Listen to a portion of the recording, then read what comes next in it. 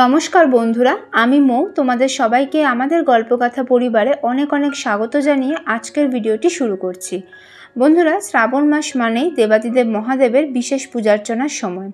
শ্রাবণ মাসে প্রত্যেকটি দিন শিব পুজোর জন্য প্রশস্ত, তবে যেহেতু সোমবার হলো শিব ঠাকুরের পুজোর দিন, তাই শ্রাবণ মাসে প্রত্যেকটি সোমবার শিব পুজোর জন্য বিশেষভাবে প্রশস্ত।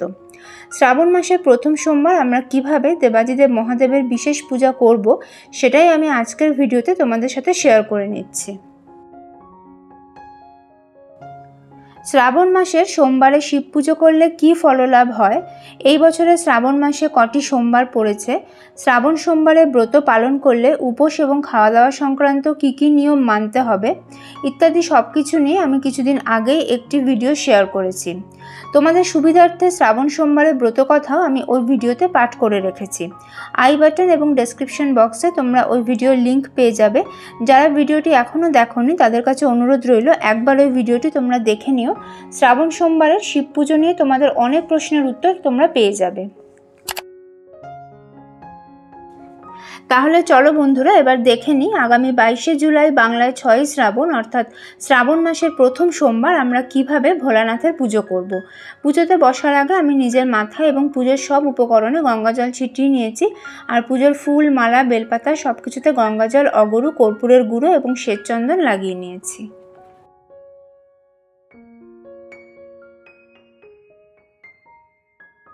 পুজোতে বসে প্রথমেই আমি আচমন আর বিষ্ণু স্মরণ করে নেব। হাতে সামান্য গঙ্গা জল নিয়ে নিয়েছি। নমো বিষ্ণু, নমো বিষ্ণু, নমো বিষ্ণু। ওম অপবিত্র পবিত্র বা সর্বাবস্থাঙ্গত পিবা যশ্বরেত পুণ্ডরিকাক্ষং স্ববাহ্য অভ্যন্তর সূচি, নম সূচি, নম সূচি, নম সূচি। প্রথমেই আমি মহাদেবের উদ্দেশ্যে একটা তেলের প্রদীপ ধরিয়ে নিয়েছি। প্রদীপে সামান্য কর্পূরের গুঁড়ো দেওয়া আছে। তোমরা চাইলে এই সময় ঘিয়ের প্রদীপও ধরাতে পারো। একই সাথে আমি একটা ধূপও ধরিয়ে নিয়েছি।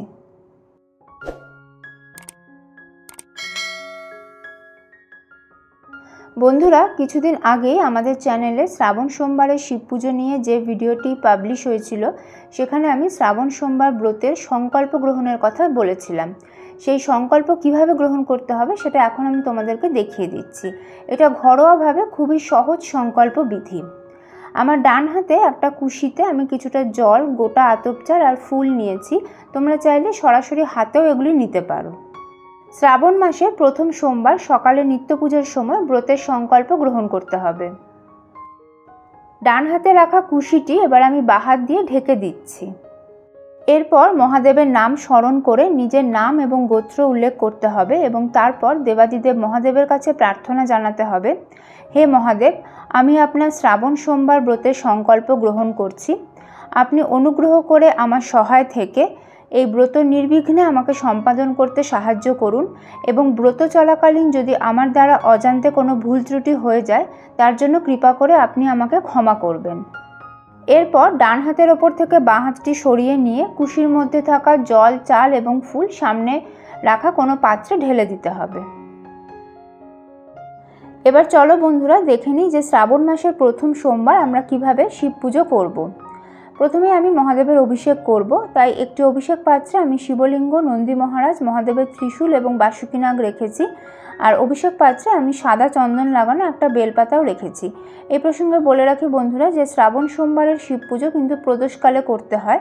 প্রদোষকাল অর্থাৎ সূর্যাস্তের 1 ঘন্টা আগে থেকে 1 ঘন্টা পরের সময়। যদি একান্তই প্রদোষকালে পুজো করা সম্ভব না হয় সেক্ষেত্রে সকালে বেলা 12টার আগে পুজো শেষ করে নিতে হবে এবং বাদবাকি সোমবারগুলিতেও একই সময় পুজো করতে হবে। মনে মনে ওম নমঃ শিবায় মন্ত্র স্মরণ করতে করতে আমি প্রথমে ভস্ম দিয়ে শিব ঠাকুরের অভিষেক করে নিচ্ছি। দশকর্মার দোকানে তোমরা ভস্ম পেয়ে যাবে। যদি একান্তই ভস্ম জোগাড় করা সম্ভব না হয় সেক্ষেত্রে সাদা চন্দনের গুঁড়ো ব্যবহার করতে পারো। দেখো বন্ধুরা, আমি শিবলিঙ্গ, নন্দী মহারাজ, বাসুকীনাগ এবং ত্রিশূলে ভস্ম লেপন করে দিয়েছি। এবার আমি পরিষ্কার জল দিয়ে সবকিছু ধুয়ে নেব। কোন কোন জিনিস দিয়ে শিব ঠাকুরের অভিষেক করলে কি বিশেষ ফল লাভ হয় সেই ব্যাপারে কিছুদিন আগে আমাদের চ্যানেলে শ্রাবণ সোমবারের শিব পুজো নিয়ে যে ভিডিওটি পাবলিশ হয়েছিল সেখানে বিস্তারিত বলা আছে। এবার আমি পঞ্চামৃত দিয়ে শিব ঠাকুরের অভিষেক করব। একটি পাত্রে আগে থেকেই কাঁচা দুধ, টক দই, ঘি, মধু এবং শর্করা একসাথে মিশিয়ে আমি পঞ্চামৃত বানিয়ে রেখেছি। শর্করা অর্থাৎ চিনি বা মিছরি। পঞ্চামৃতের মধ্যে আমি সামান্য পরিমাণে জাফরান দিয়ে রেখেছি। তোমরা যদি পঞ্চামৃতের উপাদানগুলি দিয়ে আলাদা আলাদাভাবে শিব ঠাকুরের অভিষেক করো, সেক্ষেত্রে তোমরা কাঁচা দুধের সঙ্গে সামান্য জাফরান মিশিয়ে নিতে পারো। তবে জাফরান না থাকলেও কোনো অসুবিধা নেই, জাফরান ছাড়াই তোমরা মহাদেবের অভিষেক করতে পারো। পঞ্চামৃত দিয়ে আমি শিব ঠাকুরের অভিষেক করিয়ে নিচ্ছি। সমগ্র অভিষেক প্রক্রিয়া চলাকালীন মনে মনে ওম নমঃ শিবায় পঞ্চাক্ষরী মন্ত্র বা শিব ঠাকুরের স্নান মন্ত্র তোমরা জপ করতে পারো। তোমাদের সুবিধার্থে শিব ঠাকুরের স্নান মন্ত্র আমি স্ক্রিনে দিয়ে রাখছি।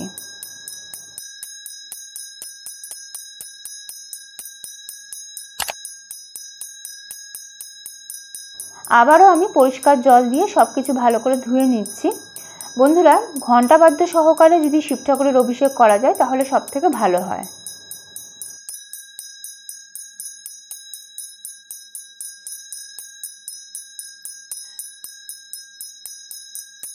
পঞ্চামৃত দিয়ে অভিষেক হয়ে যাওয়ার পর আমি গঙ্গা জল দিয়ে শিব ঠাকুরের অভিষেক করছি। গঙ্গা জলে আমি সামান্য কর্পূরের গুঁড়ো মিশিয়ে রেখেছি।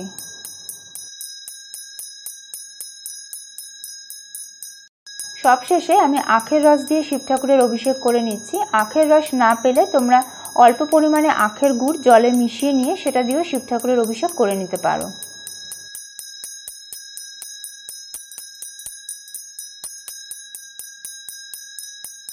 আখের রস দিয়ে অভিষেক হয়ে যাওয়ার পর আমি পরিষ্কার জল দিয়ে শিবলিঙ্গ, নন্দী মহারাজ, বাসুকীনাগ এবং মহাদেবের ত্রিশূল ধুয়ে নিচ্ছি।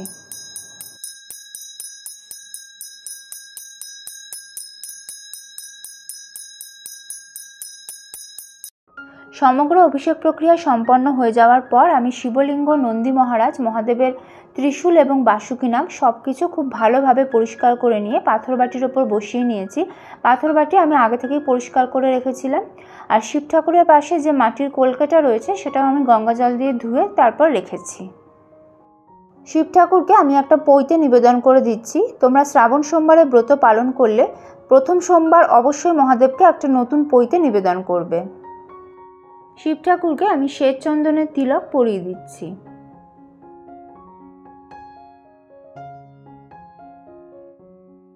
নন্দী মহারাজকেও আমি শ্বেত চন্দনের তিলক পরিয়ে দিলাম। মহাদেবের বাসুকীনাগ এবং ত্রিশূল আর ডমরুতেও আমি শ্বেত চন্দনের তিলক পরিয়ে দিচ্ছি। শিব ঠাকুরের পাশে রাখা মাটির কলকেতেও আমি শ্বেত চন্দন লাগিয়ে দিলাম। ওম নমঃ শিবায় ইদং পুষ্পমাল্যং শিবায় নমঃ এই মন্ত্র বলে শ্বেত চন্দন সহযোগে ফুলের মালা আমি শিব ঠাকুরকে নিবেদন করে দিচ্ছি। ওম নমঃ শিবায় ইদং সচন্দন বিল্লপত্রং শিবায় নমঃ এই মন্ত্র বলে আমি শ্বেত চন্দন সহযোগে বেলপাতা শিব ঠাকুরকে নিবেদন করে দিচ্ছি। শ্রাবণ সোমবারের শিব পুজোয় যত বেশি সংখ্যক বেলপাতা মহাদেবকে নিবেদন করা যায় ততই ভালো।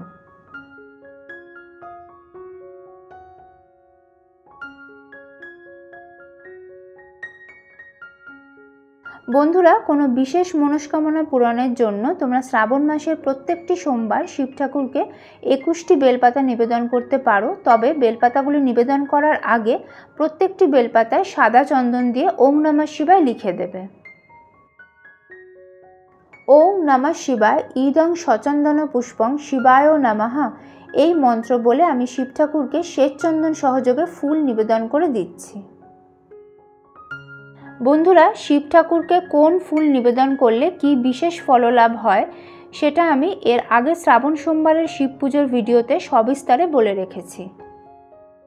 বন্ধুরা, তোমরা অনেকেই আমাকে প্রশ্ন করো যে শিবলিঙ্গ কিভাবে রাখতে হয়। শিবলিঙ্গ এমনভাবে রাখতে হয় যাতে শিবলিঙ্গের গৌরীপীঠ উত্তর দিকে থাকে এবং যিনি শিব পুজো করছেন তাকেও উত্তর দিকে মুখ করে বসে শিব পুজো করতে হয়। নন্দী মহারাজকে শিবলিঙ্গের গৌরীপীঠের দিকে মুখ করে রাখতে হয়। সবথেকে ভালো হয় যদি নন্দী মহারাজকে শিবলিঙ্গের সঙ্গে একই সরল রেখায় এমনভাবে স্থাপন করা যায় যাতে নন্দী মহারাজের দুই কানের ফাঁকা দিয়ে সরাসরি শিবলিঙ্গ দর্শন করা যায়। তবে বাড়িতে স্থানাভাবের কারণে সাধারণত নন্দী মহারাজকে শিবলিঙ্গের যে কোনো এক পাশে গৌরীপীঠের দিকে মুখ করে রাখা হয়। বাসুকীনাগকে দক্ষিণ দিকে বা পূর্ব দিকে মুখ করে রাখা যেতে পারে। এবার আমি মহাদেবকে ধুতরা ফল নিবেদন করে দিচ্ছি।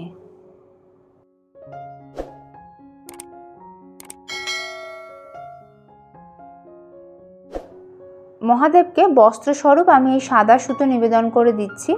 এতে আমি সামান্য আতর লাগিয়ে নিয়েছি। এটা আমার শুরুতেই শিব ঠাকুরকে নিবেদন করা উচিত ছিল। এবার আমি শিব ঠাকুরকে 3বার পুষ্পাঞ্জলি নিবেদন করব। প্রথমবার পুষ্পাঞ্জলি নিবেদনের জন্য হাতে শ্বেতচন্দন সহযোগে ফুল এবং বেলপাতা নিয়ে নিয়েছি। শিব ঠাকুরের পুষ্পাঞ্জলি মন্ত্রটি হল ওং নমঃ শিবায় এষো সচন্দন পুষ্পবিল্ল পত্রাঞ্জলি নমঃ শিবায় নমঃ।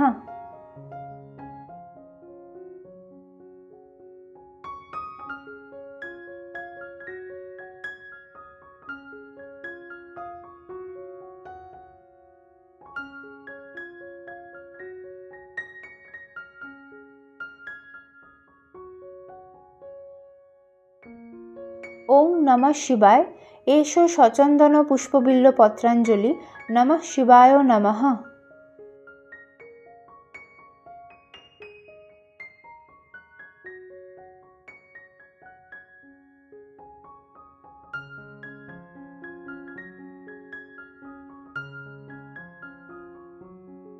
ওং নমঃ শিবায় এষো সচন্দন পুষ্পবিল্ল পত্রাঞ্জলি নমঃ শিবায় নমঃ।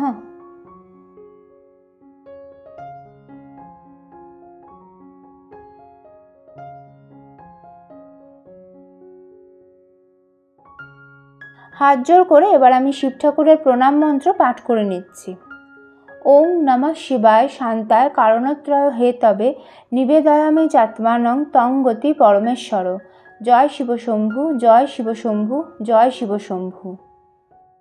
এবার আমি শিব ঠাকুরের মাথায় জল ঢালবো। একটি পাত্রে আমি কিছুটা গঙ্গা জল নিয়ে নিয়েছি। এর মধ্যে প্রথমেই আমি দিয়ে দিচ্ছি কিছুটা কর্পূরের গুঁড়ো। এরপর দিচ্ছি কিছুটা সাদা চন্দন,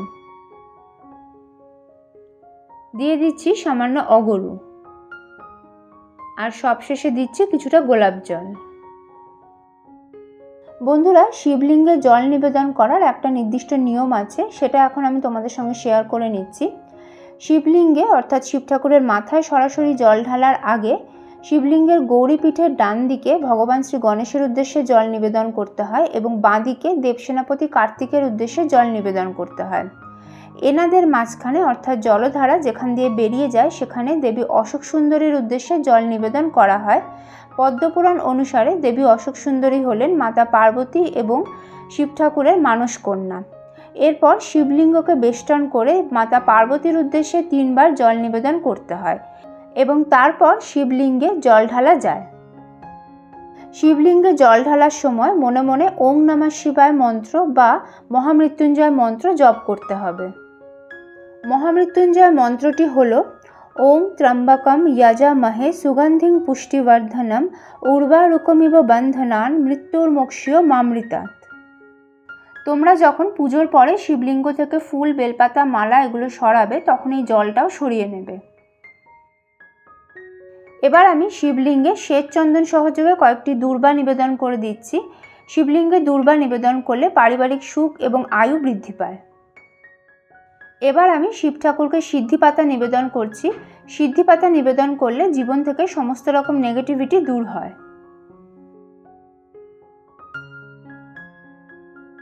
এরপর আমি শিব ঠাকুরকে কিছুটা ভেজানো গোটা আতপ চাল নিবেদন করে দিচ্ছি।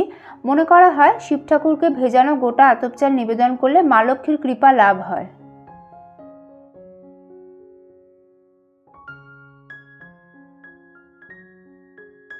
এবার আমি শিব ঠাকুরকে অষ্টগন্ধা নিবেদন করে দিচ্ছি। অষ্টগন্ধা হলো এক প্রকারের চন্দন যা 8 রকমের সুগন্ধি একসাথে মিশিয়ে বানানো হয়। যে কোনো দশকর্মার দোকানে তোমরা অষ্টগন্ধা পেয়ে যাবে। শিব পুরাণের রুদ্র সংহিতায় শ্রাবণ মাসে মহাদেবকে বিভিন্ন রকমের শস্য সহযোগে পুজো করার কথা বলা হয়েছে এবং প্রত্যেকটি শস্য নিবেদনের আলাদা আলাদা তাৎপর্য রয়েছে। শ্রাবণ মাসের প্রথম সোমবার যে বিশেষ শস্য মহাদেবকে নিবেদন করা হয় তা হলো যব। এক্ষেত্রে খেয়াল রাখতে হবে অখণ্ড বা গোটা যবই শুধুমাত্র মহাদেবকে নিবেদন করা যায়। মহাদেবকে যব নিবেদন করলে অশুভ শক্তির হাত থেকে মুক্তি পাওয়া যায় এবং জীবনের যে কোনো ধরনের খারাপ ঘটনা অনেকাংশে এড়ানো যায়। দেখো বন্ধুরা, শিব ঠাকুরকে নিবেদন করার জন্য এখানে একটি পাত্রে আমি কিছুটা গোটা জব নিয়ে নিয়েছি। সামান্য ভিজিয়ে নিয়ে এই জবগুলি আমি শিবলিঙ্গে নিবেদন করব।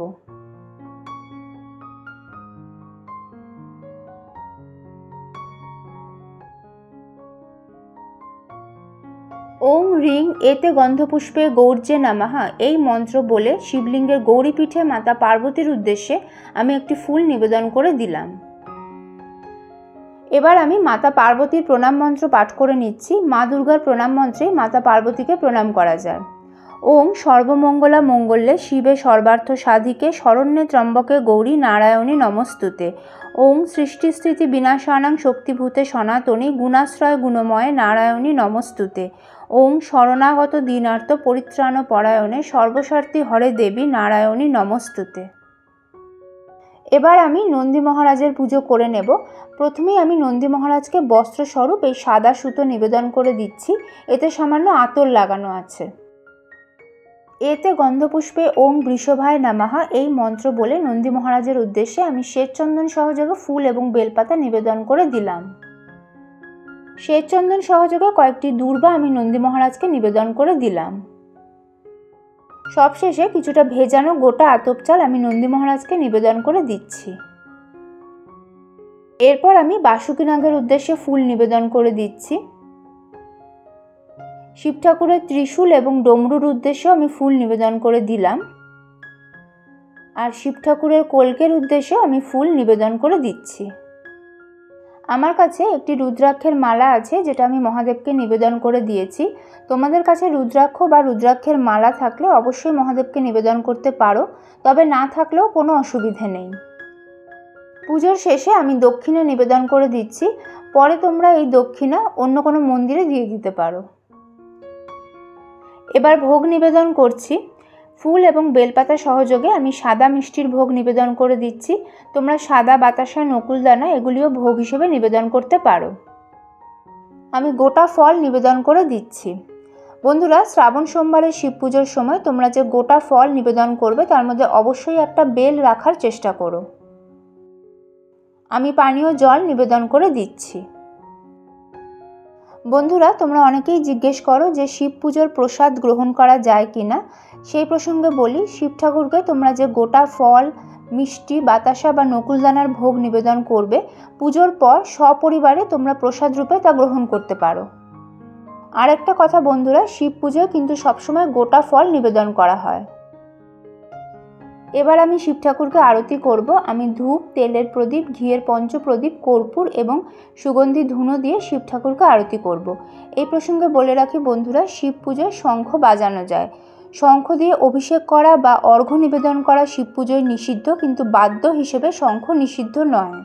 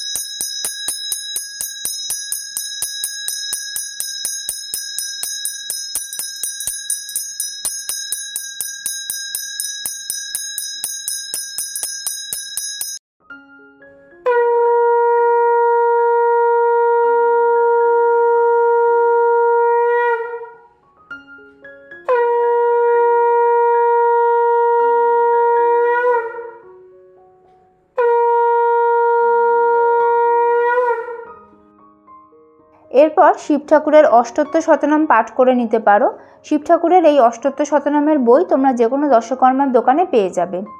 এছাড়াও শ্রাবণ সোমবারে ব্রতকথা যদি তোমাদের কাছে থাকে সেটাও পাঠ করতে পারো, আর যদি না থাকে তাহলে আমি এর আগের ভিডিওতে পাঠ করে রেখেছি, তোমরা সেটা শুনে নিতে পারো। এছাড়াও শিব ঠাকুরের অন্য যে কোনো স্তব বা স্তোত্র যেটা তোমাদের জানা আছে সেটাও তোমরা এই দিন পাঠ করতে পারো। আর শ্রাবণ মাসের প্রত্যেকটি সোমবার ওং নমঃ শিবায় মন্ত্রটি বা শিব ঠাকুরের মহামৃত্যুঞ্জয় মন্ত্র তোমরা 108 বার জপ করে নিতে পারো। সব শেষে মহাদেবের উদ্দেশ্যে প্রণাম জানিয়ে আমি নিজের মনস্কামনা নিবেদন করছি এবং পুজোয় কোনো ভুল ত্রুটি হয়ে থাকলে তার জন্য ক্ষমা প্রার্থনা করে নিচ্ছি।